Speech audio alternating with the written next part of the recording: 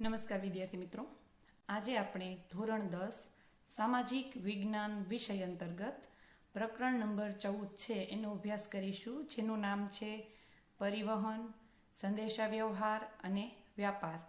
તો આ પ્રકરણમાં આપણે પરિવહનનો અર્થ અને બીજો છે ભૂમિ પરિવહન એટલે કે સડક માર્ગો તેનો આજે આપણે અભ્યાસ કરીશું.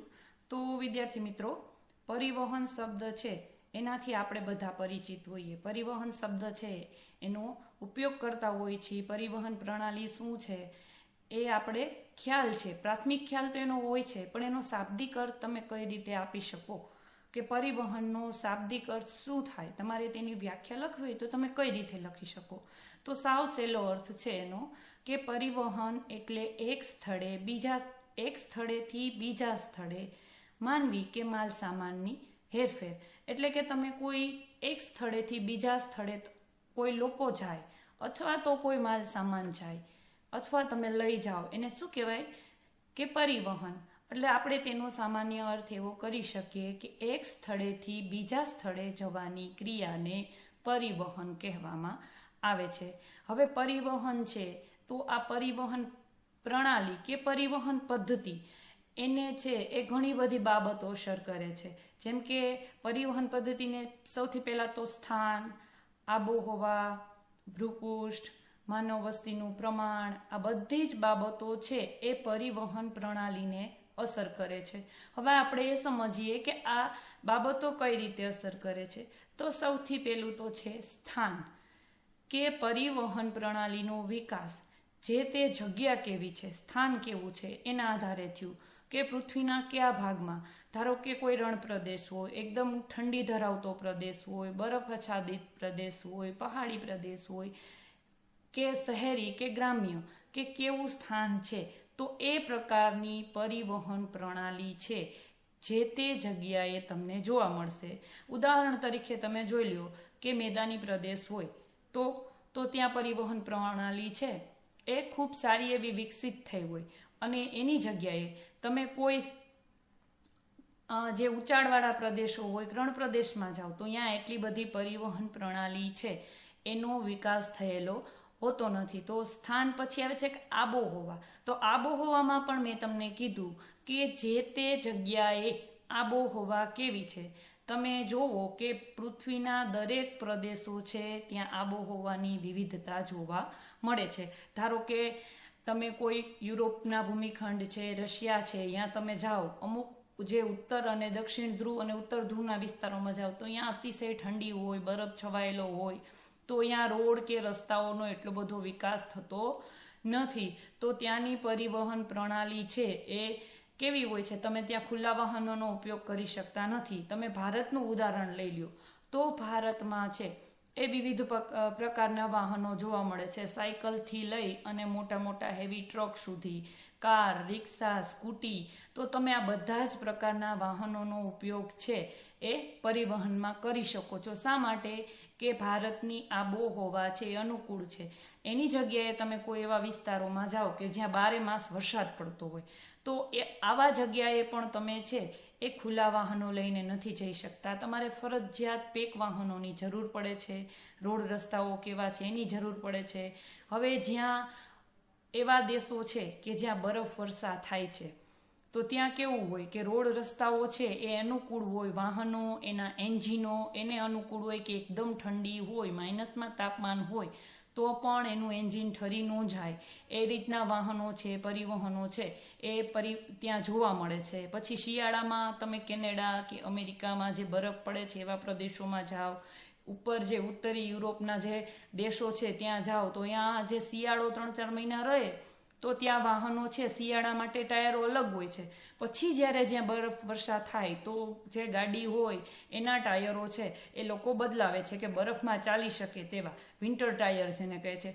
એના એન્જિનો ગાડીના અલગ હોય. પછી તમે જે આરબ દેશોમાં જાઓ તો અહીંયા 50-52 સેલ્સિયસ જેટલું તાપમાન પડે છે.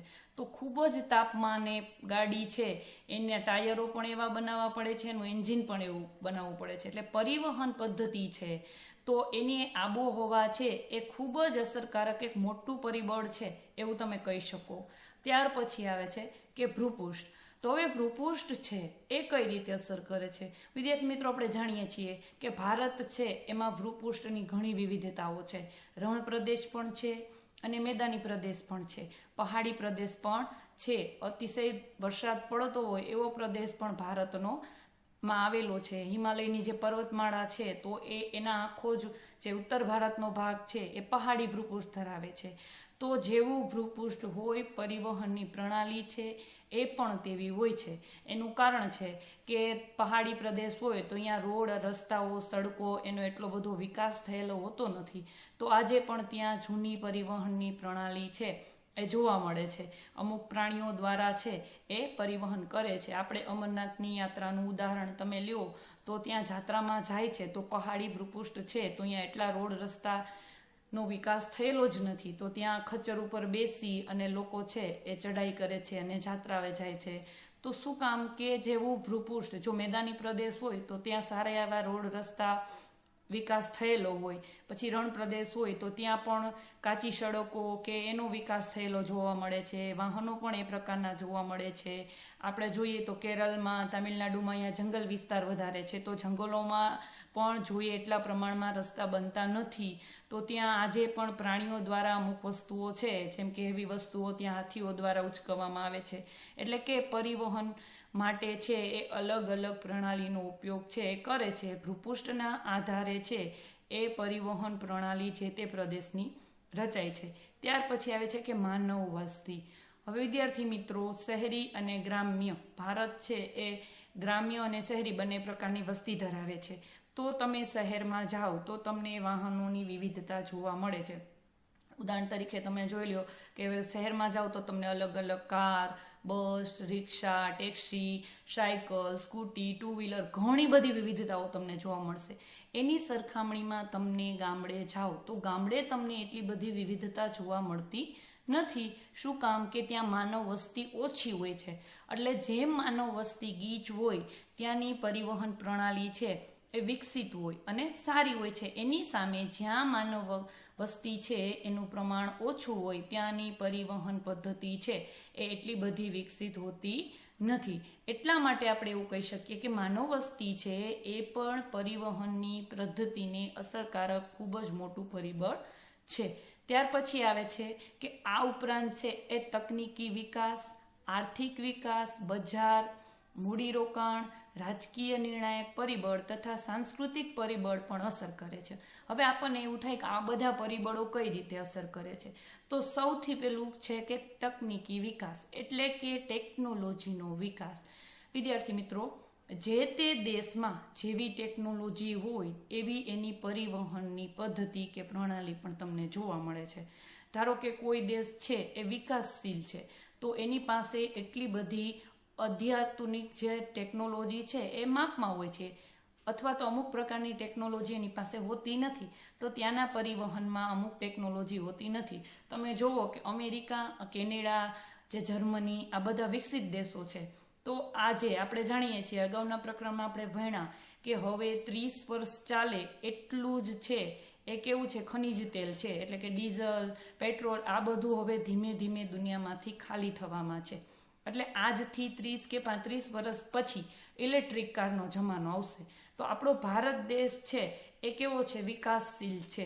તો હજી આપણા દેશમાં આવી કારોનું ચલણ નથી, પરંતુ અમેરિકા જે છે, કેનેડા, જર્મની, આ બધા જે વિકસિત દેશો છે એ લોકોએ ઇલેક્ટ્રિક કારો પણ બનાવી લીધી છે. આજે ટેસ્લા કંપની છે એની ઇલેક્ટ્રિક કાર છે આવા દેશોમાં ચાલે છે.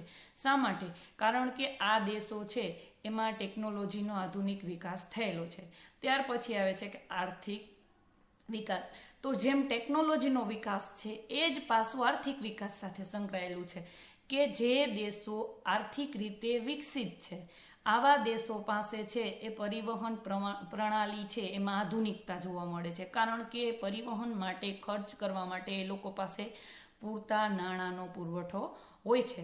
એની સરખામણીમાં જે અલ્પ વિકસિત અથવા તો વિકાસશીલ દેશો છે એની પાસે એટલી આધુનિક હોતી નથી. જેમ કે ભારત વિકસિત દેશ છે તો ભારતમાં પરિવહન પ્રણાલી છે એ મધ્યમ પ્રકારની જોવા મળે છે, અને જે અલ્પ વિકસિત દેશો છે એની પાસે નબળી હોય. એટલે આર્થિક વિકાસ છે એ પણ પરિવહન પ્રણાલી માટે ખૂબ જ મહત્વનું અને ઉપયોગી પાસું છે. ત્યાર પછી આવે છે કે બજાર અને મૂડીરોકાણ.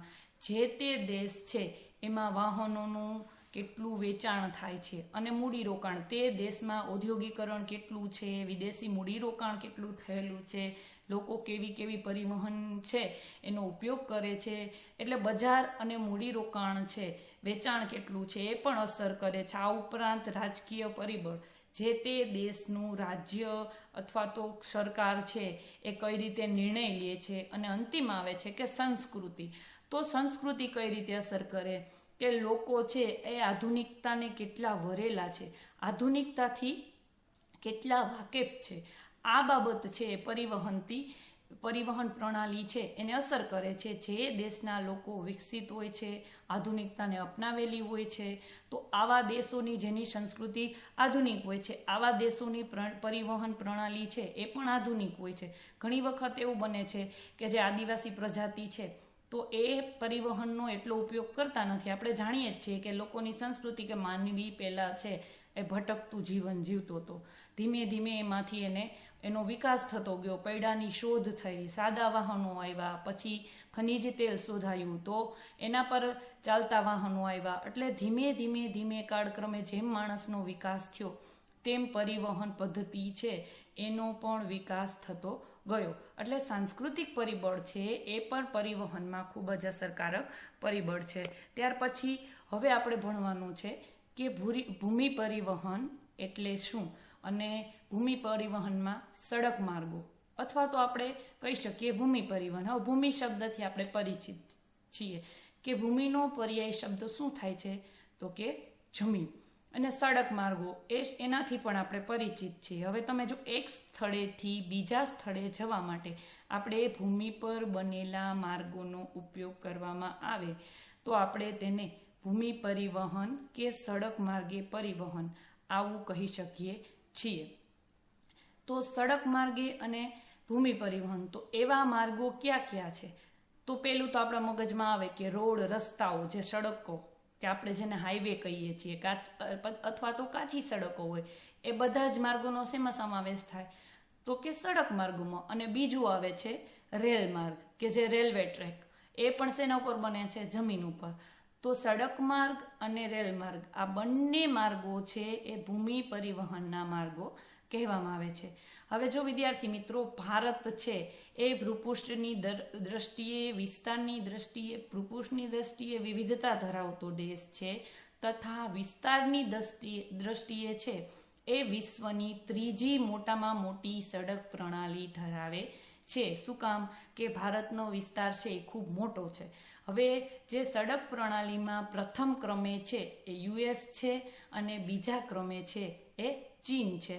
તો આપણે જાણીએ છીએ કે ભારતની સડક પ્રણાલી છે એ ત્રીજી મોટામાં મોટી સડક પ્રણાલી છે. તમને એક વાક્યમાં પ્રથમ, બીજું અને ત્રીજું આ ત્રણેય ક્રમ છે એ પૂછાઈ શકે તો તમે નોટ ડાઉન કરતા જાજો કે ભારતની સડક પ્રણાલી છે એ ત્રીજી છે. શું કામ? કે જોઈએ કે ભારતમાં તમે અરુણાચલ પ્રદેશથી લઈ અને ગુજરાત સુધી અને કાશ્મીરથી લઈ અને કન્યાકુમારી તમારે જો જવું હોય તો તમને બાય રોડ પર તમે જઈ શકો છો, અને રેલ માર્ગની સુવિધા પણ છે. જો એક રાજ્યમાંથી બીજા રાજ્યમાં નજીકના સ્થાને તમારે જવું હોય તો તમે રોડ રસ્તાઓનો ઉપયોગ કરી શકો છો. પરંતુ તમારે જો ખૂબ દૂર સુધી જવું હોય તો તમારે રેલવેનો ઉપયોગ કરી શકો છો. એટલા માટે ભારતના તમારે દરેક રાજ્યમાં જવા માટે તમે ભૂમિ પરિવહનનો ઉપયોગ કરી શકો છો. માત્ર ભારતમાં અંદમાન નિકોબાર, જે કેન્દ્રશાસિત પ્રદેશ છે ભારતના ટાપુઓ, અને લક્ષદ્વીપ, આ બંને જે સ્થળો છે અહીંયા તમારે જવું હોય તો ત્યાં તમે સડક માર્ગોનો ઉપયોગ કરી શકતા નથી. આ જગ્યાએ જવા માટે તમે હવાઈ માર્ગનો ઉપયોગ કરવો પડે છે. આ સિવાય ભારતના કોઈ પણ સ્થળે તમારે જવું હોય તો આખા વિશાળ ભારતમાં રેલવે અને સડક છે એ કરોડિયાના ઝાડાની માફક છે એ ગૂંચવાયેલી છે અથવા તો વીંટળાયેલી તમને જોવા મળે છે. તમે જે નકશો જોવો છો સડકો અને રેલમાર્ગનો, તેમાં તો ભારત દેશના કુલ પરિવહન છે એમાંથી સૌથી વધુ ઉપયોગ છે એ સડકોનો થાય છે. તો જો એની પણ માહિતી આપેલી છે કે ભારત દેશના કુલ પરિવહનના 83% જેટલા સડક માર્ગો છે, એટલે કે ભૂમિ પરિવહન છે એ કેટલું છે તો કે 83% સડકોનો ઉપયોગ થાય છે. પછી 9% છે એ રેલવેનો ઉપયોગ થાય છે, 6% જેટલા હવાઈ માર્ગો છે અને 2% જેટલા જળમાર્ગો છે. વિદ્યાર્થી મિત્રો, ભારતમાં નદીઓ છે અને એના ભૂપૃષ્ઠની વિવિધતાના કારણે જળમાર્ગો છે એનો જોઈએ એટલા પ્રમાણમાં હજી પણ ઉપયોગ થયેલો નથી, જે આપણે આગળ એનો વિગતે અભ્યાસ કરીશું. અને હવાઈ માર્ગો છે એનો પણ હજી મધ્યમ સ્તર ઉપયોગ થયેલો છે. એનું કારણ આપણે અગાઉ ભણ્યા કે ટેકનોલોજી અને આર્થિક વિકાસ એ ખૂબ અસર કરે છે.